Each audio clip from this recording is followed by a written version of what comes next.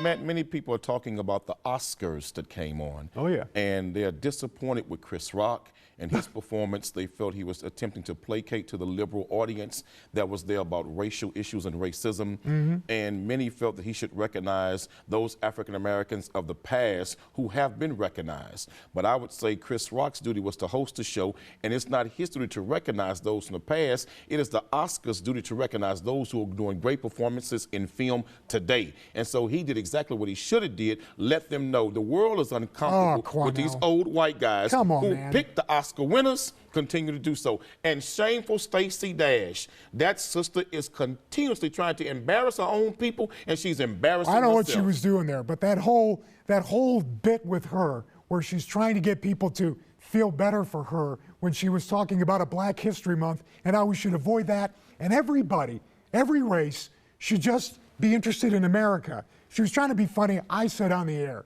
you should have never showed up. That was ridiculous. I like her, and she's a good conservative.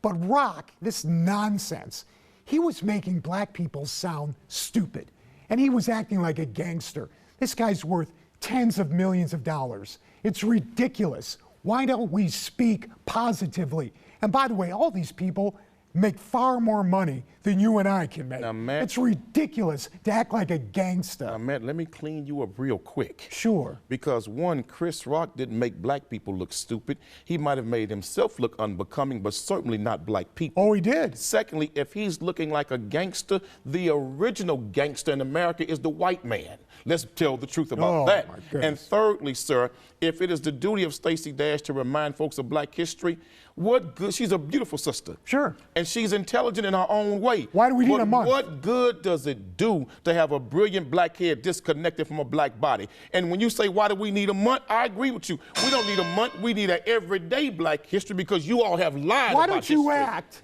like, you've lied about history. Why don't you act like you got a backbone? And why don't you act like you're successful? Why do you keep going backwards? Why does Chris Rock go backwards? Why does he interview some guy that looks like a hoop, a gangster? Why not interview the successful one? Well, let me ask you a question. America's leading gangster today is Donald Trump. And secondly, you say, why did we look back? If I was a Jewish young man, would you ever tell me why did we look back and remember and teach our people never forget? But look at where they are today. But remember though, you don't tell Jewish people to never look back, but you'll tell us to forget. You can have a history, same as black people, but let's look at the successful black Americans. And why don't we for once tell the true history of the white man in America? Quanell. Oh, we've never told that history. We've never told the history. Sure we have. What about when we use black babies in Florida as alligator bait? Let's tell that story. Why don't you talk about what's going on today? And why don't we talk about Thomas Jefferson raping little black kids, and he was the president of this country, and he raped little black children? And why don't you say that we've come a long way and we changed and we're better? We haven't come far enough. Let's tell the truth about history for once. I've come far enough.